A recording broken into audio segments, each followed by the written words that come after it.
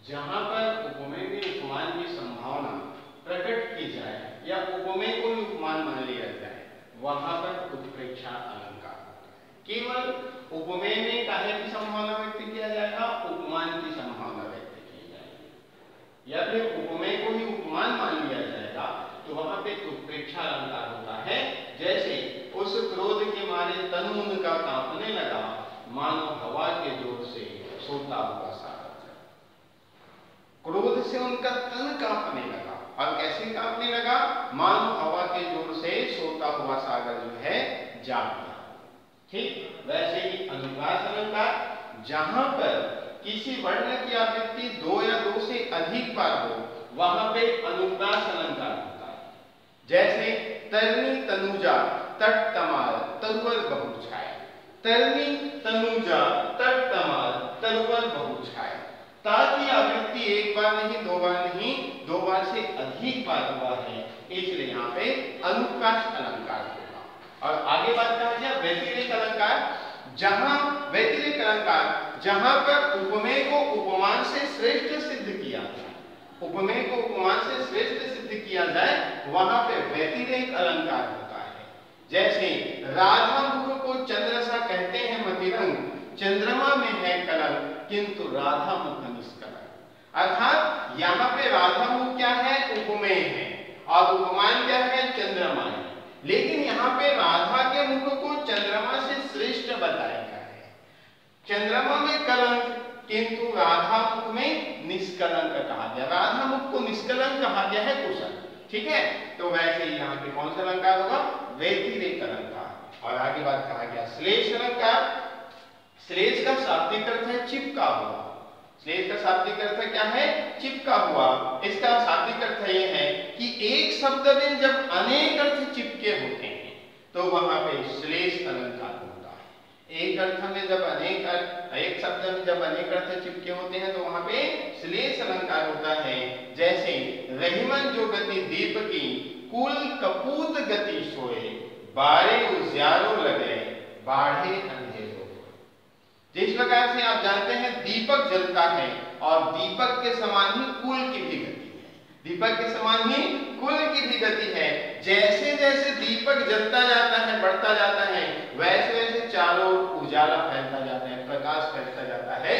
वैसे ही अगर कुल में पुत्र है और पुत्र जैसे जैसे बड़ा होता जाएगा तो प्रतिष्ठा बढ़ता जाएगा, और वही पुत्र जो है कपूत हो गया, तो जैसे जैसे वो कपूत बढ़ता जाएगा वैसे वैसे कुल की प्रतिष्ठा जो है धूमिल होती चली जाएगी। और वैसे है मानवीकरण अलंकार। मानवीकरण अलंकार जब प्रकृति को मनुष्य के समान क्रियाकलाप करते हुए बताया जाए, प्रकृति को मनुष्य के समान क्रियाकलाप करते हुए बताया जाए तो वहां पे मानवीकरण अलंकार होता है। जैसे कल गगन का चांद मुझसे कहने लगा कि आदमी कितना विचित्र जीव है। अर्थात यहाँ पे चंद्रमा को बातचीत करते बताया गया, प्रकृति को बातचीत करते बताया गया, मनुष्य के समान क्रियाकलाप करते बताया गया, तो मानवीकरण अलंकार। और उसके साथ साथ है संदेह अलंकार। संदेह अलंकार दो वस्तुओं में इतनी अत्यधिक समानता बताया जाए कि अंत तक वो समानता जो है स्पष्ट न हो पाए, तो वहां पे संदेह अलंकार होता है। जैसे सारी बिच नारी है कि नारी बिच सारी है, सारी ही की नारी है कि नारी ही की सारी है। अर्थात आप जानते हैं द्रौपदी का जब चीरहरण किया जाता है दुशासन के द्वारा, और जब चीरहरण किया जाता है तो वहां सभा में जितने लोग बैठे हैं वो सब केवल यही सोचते हैं, क्योंकि दुशासन जो थक जाता है चीर खींचते खींचते, तो वहां सभा के लोग सब यही सोचते हैं कि सारी बीच नारी है कि नारी बीच सारी के बीच में नारी है कि नारी के बीच से सारी आ रहा है, कि सारी ही नारी है कि नारी ही सारी है। अंत तक वह संदेह जो है बना ही रहता है, इसलिए वहां पे संदेह अलंकार। और अगला अलंकार है भ्रांतिमान अलंकार। भ्रांतिमान अलंकार सादृश्य होने के कारण, समान दृश्य के कारण, सादृश्य होने के कारण अर्थात समान दृश्य के कारण एक वस्तु में दूसरे वस्तु के होने का भ्रम हो जाए तो वहां पे भ्रांतिमान अलंकार होता है। जैसे चंद्र के भ्रम होत मोद है कि मोदिनी को शशि सन पंकजनी फूली न सकती है। अर्थात आप जानते हैं शीत ऋतु में चारों तरफ इतने धुंध होते, इतने कोहरा होते हैं कि वह सूर्य जो है चंद्रमा के समान दिखाई देता है, और चंद्रमा के समान दिखाई देता है तो आप जानते हैं सूर्य प्रकाश में कमल का पुष्प खिलता है और चंद्र प्रकाश में कुमुदी का पुष्प खिलता है। लेकिन शीत ऋतु में वो सूर्य जो है चंद्रमा के समान दिखाई दे रहा है, इसलिए कमल के पुष्प को उस सूर्य में चंद्र होने का भ्रम हो गया, इसलिए वह खिल नहीं पा रहा है। और कुमुदी के पुष्प को भी उसी सूर्य में चंद्र होने का भ्रम हो गया, इसलिए वो जो है सिकुड़ नहीं पा रहा है। दोनों को चंद्र का भ्रम हो गया, इसलिए यहाँ पे ध्यान नहीं माना। और आगे है अतिशयोक्ति अलंकार। अतिशयोक्ति अलंकार जब किसी बात को मर्यादा से ज्यादा बढ़ा चढ़ाकर बात कहा जाए, मर्यादा से ज्यादा बढ़ा चढ़ाकर बात कहा जाए तो वहां पे अतिशयोक्ति अलंकार होता है। जैसे नायिका केस बिखेर दे तो बादल छा जाए, संभव ही नहीं है ऐसा कि कोई नायिका जो है बाल बिखेर दे, केस बिखेर दे और बादल छा जाए, संभव ही नहीं है। जैसे कहा गया हनुमान के पुंछ में लग ना पाई आग, लंका सारे जल गए, गए निशाचर भाग। एक तरफ तो कहा गया हनुमान के पुंछ में आग लगा ही नहीं है, और दूसरी तरफ कहा गया लंका सारा जल गया, गए निशाचर भाग। अगर लंका पूरा जल गया है तो राक्षस के भागने की सवाल ही पैदा नहीं, सब जल गए तो और कौन भागेगा। तो यहाँ पे मर्यादा से ज्यादा बढ़ा चढ़ाकर बात कहा गया है। और इसी प्रकार से अति अन्योक्ति अलंकार होता है। अन्योक्ति अलंकार जहां पर प्रस्तुत तथ्य को छिपाया जाता है और दूसरे तथ्य को स्पष्ट किए जाते हैं या दूसरे तथ्य को प्रतिपादित किया जाता है, वहां पे अन्योक्ति अलंकार होता है।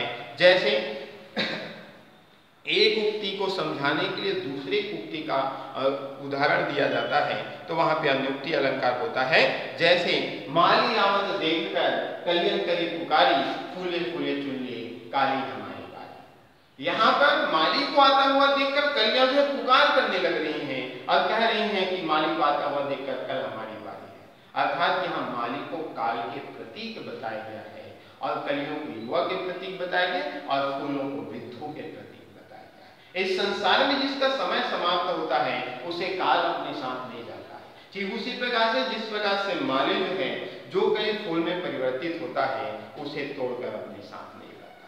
तो इस प्रकार से यहाँ पे अन्योक्ति अलंकार और आगे विभावना अलंकार, जहां कारण के ना होते हुए भी कार्य का होना बताया जाए, जहां कारण के ना होते हुए भी कार्य का होना बताया जाए वहां पे विभावना अलंकार होता है। बीनु पग चले सुने बिनु काना, कर विधि कर्म करे विधि नाना। अर्थात यहाँ पे बात का बगैर पैर के चलता है, बगैर करके सुनता है, उसके हाथ नहीं है लेकिन कार्य करता है। तो यहाँ पे कारण नहीं है लेकिन कार्य का होना बताया गया है। तो यहाँ पे विभावना अलंकार, जैसे आप सर्प को जानते हो उसके पैर नहीं होते लेकिन चलता है, कान नहीं होते लेकिन सुनता है, उसके हाथ नहीं होते लेकिन कार्य करता है, इसलिए यहाँ पे विभावना अलंकार। और उसके बाद है विरोधाभास अलंकार।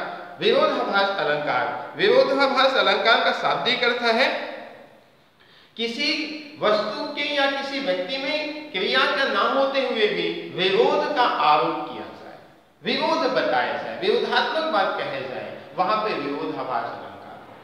जैसे या अनुरागी चित्त की गति समझे ना कोई, ज्यों ज्यों बढ़े श्याम रंग त्यों त्यों उज्जवल होए।